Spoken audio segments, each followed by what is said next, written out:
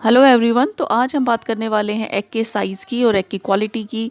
तो देखिए, आपने या तो ट्रीटमेंट लिया है या नेचुरली ट्राई कर रहे हैं, कोई भी केस हो, आपको एग का साइज़ मिनिमम होना चाहिए, अच्छा साइज़ होना चाहिए, तभी जो है फर्टिलाइजेशन होगी। तो देखिए, यही बातें डिस्कस करेंगे कि क्या ऐसा हम कर सकते हैं कुछ, या क्या कौन कौन से फैक्टर्स हैं जिस पर एग का साइज़ और क्वालिटी डिपेंड करते हैं।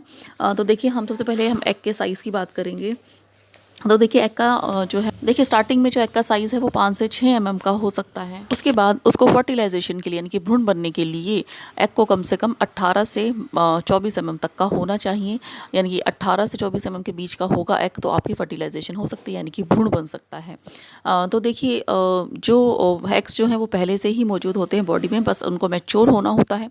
तो देखिए, कुछ कंडीशंस ऐसी होती हैं जब जो एग मैच्योर नहीं हो पाता और फिर जो है फर्टिलाइजेशन नहीं होती है, एग रिलीज़ भी नहीं होता कई केसेस में, जैसे कि पीसीओएस ओएस है उसमें, तो फिर आपके जो है कंसीव करने में, यानी कि प्रेग्नेंट होने में बहुत ज़्यादा दिक्कत हो सकती है।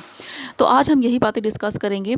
तो देखिए, एग का साइज़ बढ़ता कैसे है, तो आज हम पहले ये बात करेंगे और उसके बाद हम बात करेंगे कि उसके क्या-क्या फैक्टर्स हैं, क्या-क्या चीज़ें हैं जो हम कर सकते हैं जिससे एग का साइज़ बढ़ जाए। तो देखिए, सबसे पहले जो हार्मोन्स हैं एग की ग्रोथ में मदद करते हैं, जो हमारे बॉडी में नेचुरल हार्मोन निकलते हैं, वो आपकी जो एग को, यानी कि फॉलिकल साइज़ को बड़ा करते हैं। उसके अंदर एग होता है और फिर जो है फॉलिकल का साइज़ 18 से 24 के बीच का हो जाता है। तो फिर उसके बाद वो फॉलिकल से एग बाहर आता है, उसको हम ओव्यूलेशन कहते हैं। तो इसमें हमने देखा कि सबसे मेन फैक्टर्स जो होते हैं वो हार्मोन्स होते हैं।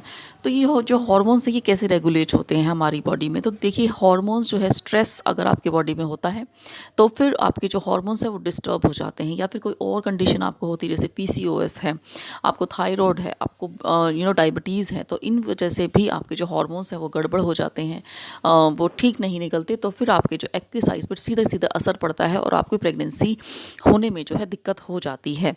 तो सबसे पहले तो अगर आपकी बॉडी में कोई बीमारी है, जैसे पीसीओएस है, थायराइड है, डायबिटीज़ है, जिसको हम शुगर भी कह सकते हैं एक कॉमन भाषा में।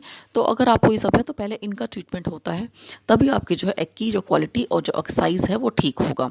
दूसरी है कि बॉडी में ब्लड सर्कुलेशन ठीक होना चाहिए। ब्लड सर्कुलेशन मतलब जितना ब्लड सर्कुलेशन होगा उतना ही ऑक्सीजन ज़्यादा मिलेगी सेल्स को, तो इससे आपकी ग्रोथ, आपकी जो एग की ग्रोथ है वो अच्छी होगी। तो यानी कि आपका जो बॉडी का वेट है वो नॉर्मल होना चाहिए, बहुत ज़्यादा ओवरवेट या बहुत ज़्यादा अंडरवेट नहीं होना चाहिए। तो आपकी जो है यानी कि बॉडी में मूवमेंट होनी चाहिए। बॉडी कितनी एक्टिव है इस पर भी डिपेंड करेगा, क्योंकि जितनी बॉडी एक्टिव होगी, बॉडी में ब्लड सर्कुलेशन अच्छा होगा, ऑक्सीजन ज़्यादा मिलेगी सेल्स को, और फिर आपके एग का साइज़ अच्छा होगा। तो आपको अपने लाइफस्टाइल पर ध्यान देना है कि आपकी जो बॉडी में जो है एक्टिविटी रहे, बिल्कुल आप लिथार्जी ना हो, आपका बहुत ओवरवेट ना हो, और आपकी बॉडी में एक्टिव हो। आपकी बॉडी मीन्स यानी कि आपको लाइफस्टाइल ऐसा होना चाहिए कि आपकी बॉडी में एक्टिविटी रहे, जैसे कि एक्सरसाइज आप करते हो रेगुलर, या वॉक कर सकते हैं, अनुलोम विलोम कर सकते हैं योगा में, और कपालभाति कर सकते हैं। तितली का आसन काफ़ी अच्छा रहता है। अगर आप शुरू से योगासन करते हैं तो उसमें सूर्य नमस्कार काफ़ी अच्छा रहता है। लेकिन अगर आप शुरू से एक्सरसाइज नहीं करते हैं तो आपको धीरे धीरे स्टार्ट करनी चाहिए, और किसी प्रोफेशनल इंसान की मदद से आपको ये एक्सरसाइजेज करनी चाहिए। और अगर आपको कुछ भी नहीं आता तो आप अपने वॉकिंग कर सकते हैं और प्राणायाम कर सकते हैं। तो सबसे ज़्यादा अच्छा प्राणायाम रहता है अनुलोम विलोम, कपालभाति और तितली का जो आसन होता है, क्योंकि इससे आपकी बॉडी का ब्लड सर्कुलेशन अच्छा होता है और बॉडी में ऑक्सीजन की सप्लाई ठीक होती है और बैक की क्वालिटी भी अच्छी बनती है। अब तीसरी बात करते हैं डाइट की, जो सबसे ज़्यादा इंपॉर्टेंट है।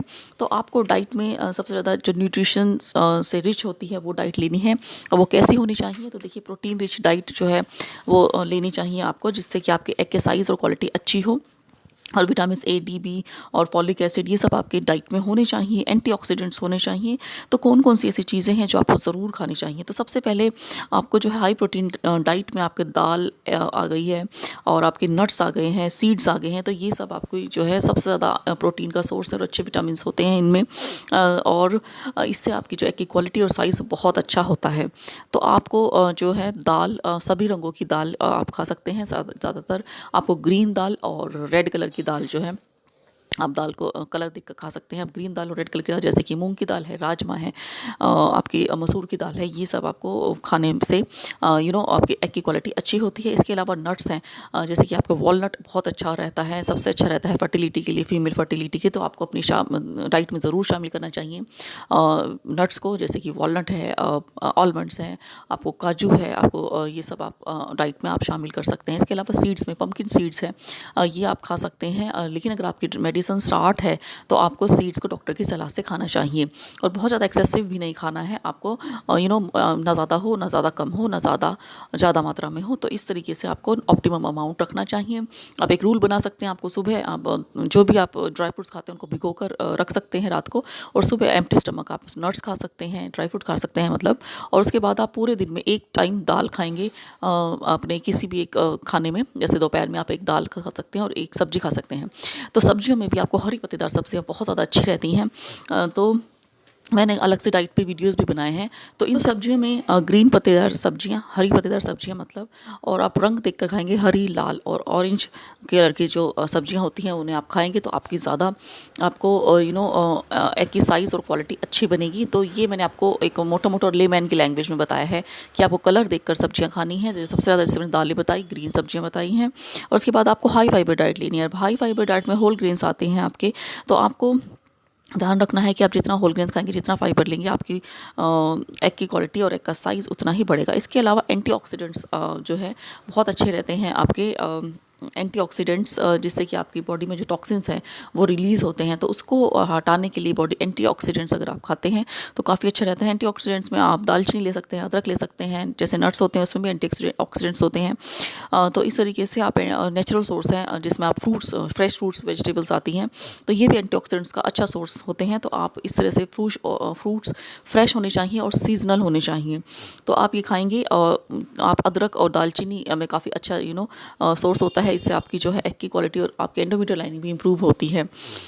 तो ये सब आप खा सकते हैं। इसके अलावा आपको कुछ चीज़ें बंद करनी होती है, जैसे कि ट्रांसफैट है, रिफाइंड कार्बोहाइड्रेट है, टोबैको है, तो ये सब आपको बंद करनी है। टोबैको का मतलब है कि अगर आपके घर में कोई सिगरेट पीता है तो आपको वैसे स्मोकिंग जो है होती है, अगर घर में कोई करता है तो आपके जो धुआं होता है वो आपकी बॉडी अब्जॉर्ब कर लेती है, तो आपको ध्यान रखना है कि घर में कोई स्मोकिंग ना करे। आप पब्लिक प्लेस पे जाते हैं तो भी वहाँ ध्यान रखना है कि कोई आपके आसपास जो है टोबैको यानी कि कोई स्मोकिंग वगैरह तो नहीं कर रहा है, तो आपको ऐसी जगह पर जाने से बचना चाहिए, या फिर आपको ऐसी जगह पर या लोगों को आप मना भी कर सकते हैं पब्लिक प्लेसेस में करने से, तो आपको इस चीज़ का ध्यान रखना है। इसके अलावा कुछ मल्टीविटामिन्स होते हैं जो डॉक्टर्स आपको प्रिस्क्राइब करते हैं, वो डॉक्टर की सलाह से ही आप ले सकते हैं, जैसे DHEA है और कोएंजाइम Q है, ये डॉक्टर ही आपको सलाह दे सकते हैं और डॉक्टर की सलाह से ही आपको इन्हें लेना चाहिए।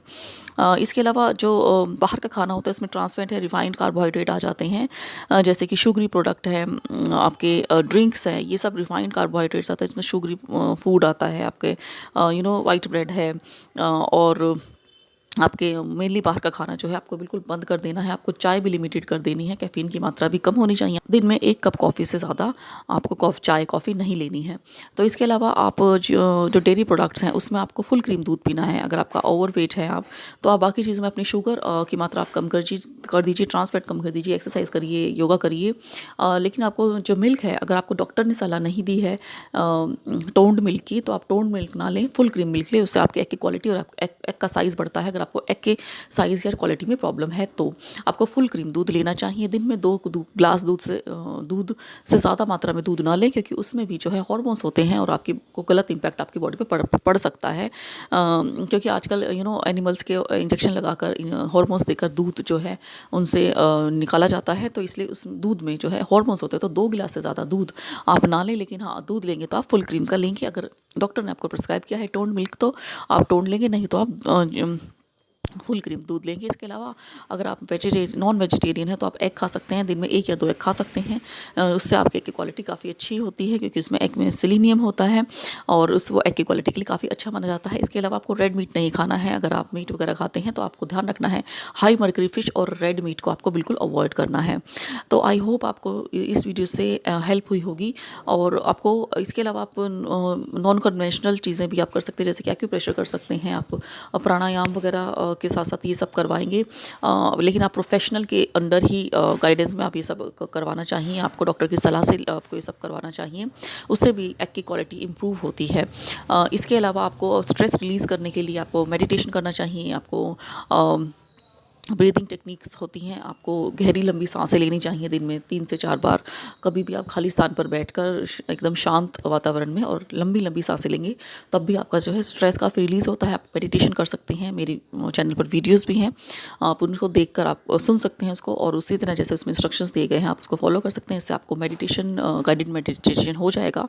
तो जितना आप स्ट्रेस रिलीज़ करेंगे, ख़त्म करेंगे बॉडी से, उतना ही आपकी एग की क्वालिटी और आपके हार्मोन्स बैलेंस होंगे और आपकी क्वालिटी अच्छी होगी और आपका साइज़ भी काफ़ी अच्छा बन जाएगा, जिससे कि आपकी ट्रीटमेंट भी सक्सेसफुल हो जाएगा।